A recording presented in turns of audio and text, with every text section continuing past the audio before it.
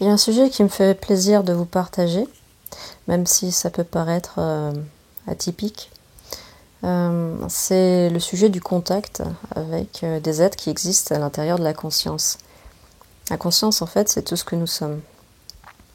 Il n'y a jamais que la conscience. Donc c'est un peu comme voyager en soi-même. Depuis plusieurs années, je fais des explorations à l'intérieur de moi-même, à l'intérieur du soi, à l'intérieur de la conscience. Des explorations non duelles. Je vais essayer de développer un maximum pour que ça soit compréhensible. Mais en fait, c'est assez simple. Il y a un trou noir à l'intérieur de chacun de nous. Quand on retourne l'attention, qu'on cherche qui l'on est vraiment, on va rien trouver. C'est-à-dire qu'on va trouver personne. Si vous retournez l'attention sur elle-même, qu'elle se stabilise en fait, lorsqu'elle va de nulle part, que le sujet prend conscience de lui-même, pas conceptuellement, hein. C'est vraiment un mécanisme de retournement qui est de l'ordre du calme intérieur, de l'alignement avec le sujet lui-même, avec ce qui perçoit, avec le témoin, avec l'observateur. C'est un peu comme si la caméra, au lieu de projeter toujours, de voir, de regarder à l'extérieur, la caméra, elle prenait conscience d'elle-même, la focale revenait sur elle-même. Et à ce moment-là, on va trouver du vide à l'intérieur de soi. Quand on prend conscience que ce vide, il n'y a pas de centre en fait, c'est ce que nous sommes, là, on va dire que c'est là, à ce moment-là que l'attention se réalise, ou que la conscience se réalise, elle prend conscience d'elle-même. C'est le sujet de toute expérience. Et elle fait l'expérience de quoi, d'habitude? Elle fait l'expérience de moi, de vous, mais elle s'ignore. Jusqu'au moment où elle se réalise. Ensuite, elle fait l'expérience d'elle-même au travers de la personne à travers laquelle elle s'est réalisée. On peut appeler ça le point d'assemblage, un point local dans un espace-temps, dans un monde relatif. Parce qu'au travers de ce point local, on peut observer, en fait elle s'observe elle-même, elle observe ce qu'elle est en manifestation. Elle-même, en fait, c'est le divin non manifesté, c'est de l'énergie en potentiel. Et dans toute cette projection-là, c'est de l'énergie manifestée. On passe de l'onde à la particule, on pourrait dire ça, pour ceux qui s'intéressent à la physique quantique. En fait, je m'intéresse à énormément de choses, donc là, aujourd'hui, c'est un peu un jeu de parler un peu de toutes mes explorations. Et ça ne tient qu'à mon point de vue, ma vision, mon opinion, que je partage librement, pour ceux que ça intéresse, avec qui ça résonne, vraiment sans attente. Et donc, au travers de ces explorations, moins il y avait d'identification à un point local, en tout cas ça c'est mon expérience,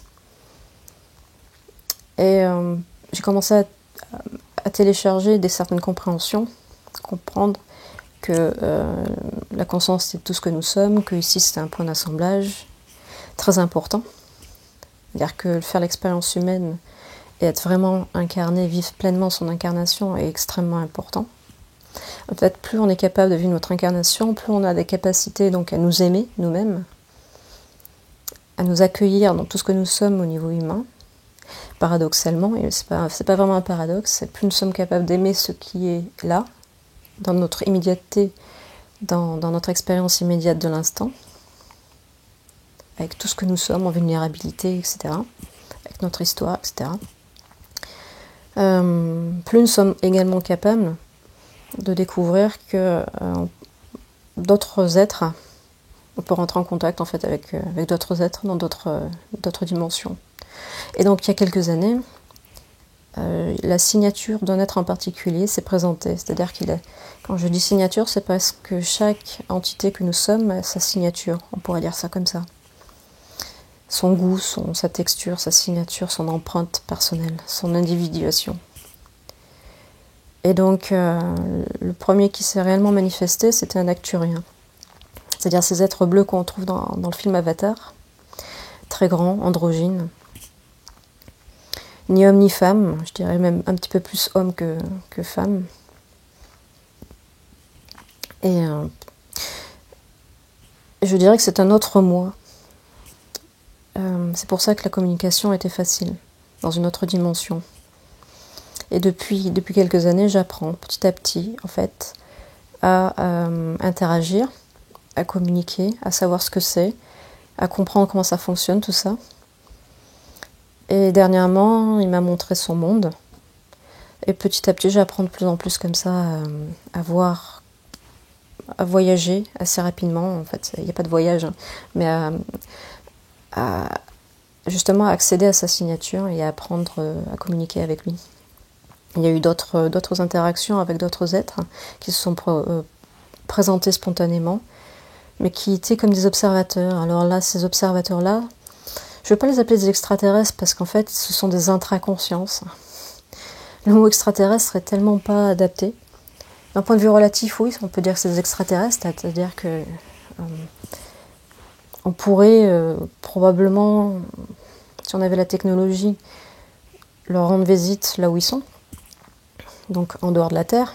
Sauf que quelque chose de formidable en tant qu'être humain, c'est que nous avons cette capacité à entrer en directe connexion par la conscience au travers de notre trou noir intérieur, à travers du soi, à travers ce retournement de l'attention. C'est-à-dire que dès qu'on retourne à l'intérieur et qu'on fait silence,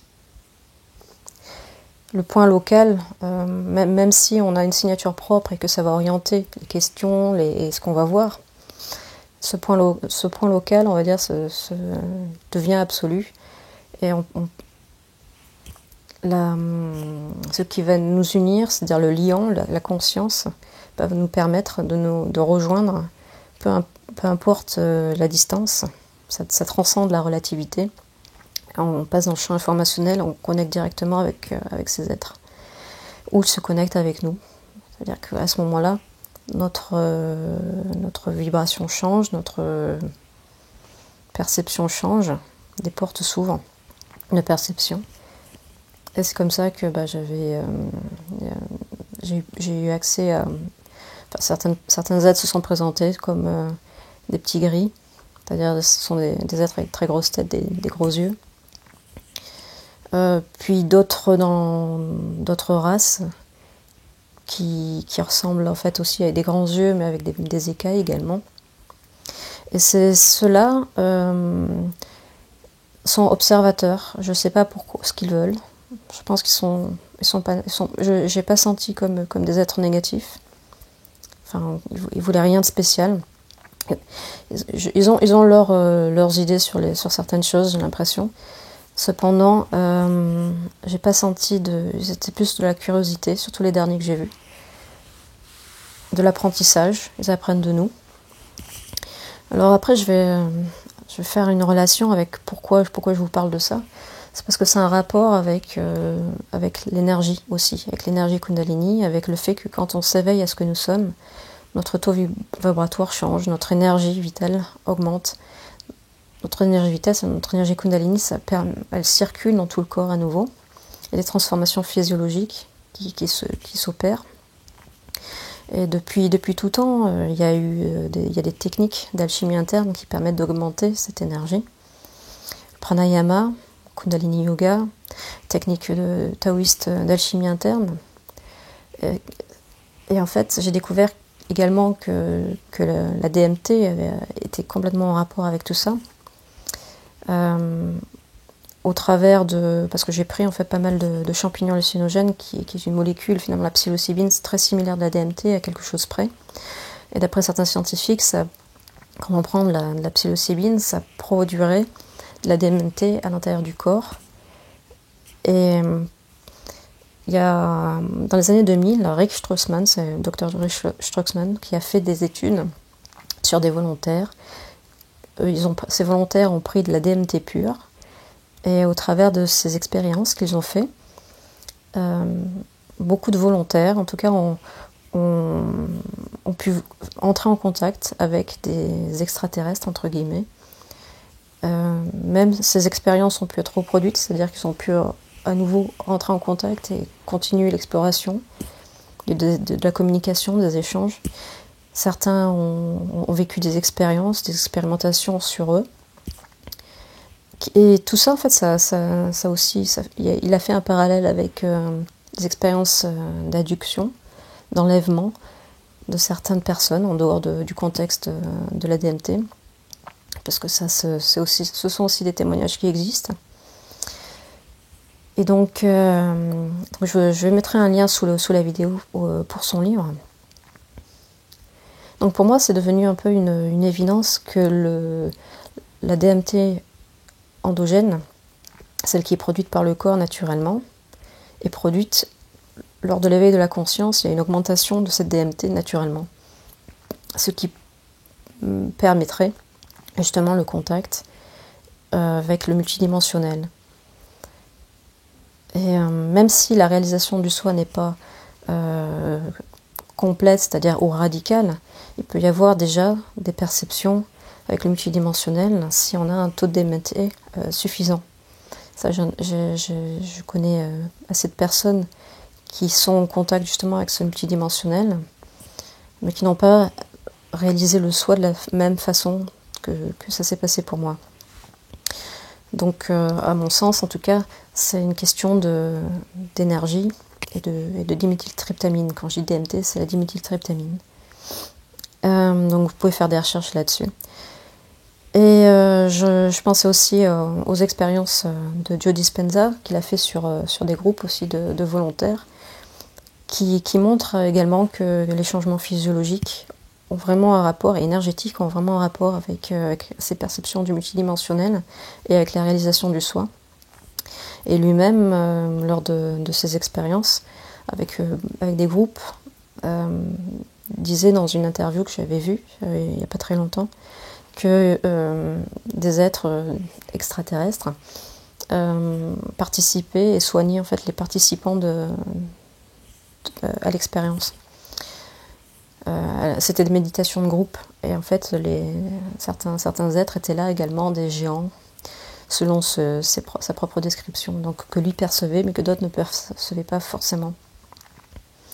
Donc je pense que c'est important aujourd'hui de parler de plus en plus de ça, mais simplement parce que de façon ordinaire, pas comme quelque chose d'exceptionnel finalement, parce qu'on voudrait aussi, enfin moi c'est un peu mon intention aussi, c'est de dire que l'être humain est formidable, et qu'il n'y a pas besoin de l'augmenter par de la technologie, qu'il n'y a certainement pas besoin de technologie pour que ce contact galactique se fasse, pour que ce premier contact en tout cas se fasse, et qu'on découvre en fait que c'est grâce à ce travail interne, à ce retournement de la conscience et à tous ces exercices qu'on peut faire assez simplement, d'augmentation de cette DMT dans le corps, que l'on peut accéder à ce que nous sommes d'un point de vue non duel, c'est-à-dire que tout est connecté, que nous sommes en fait qu'un seul ensemble, et l'exploration à l'intérieur de ce que nous sommes en tant que conscience est absolument infinie.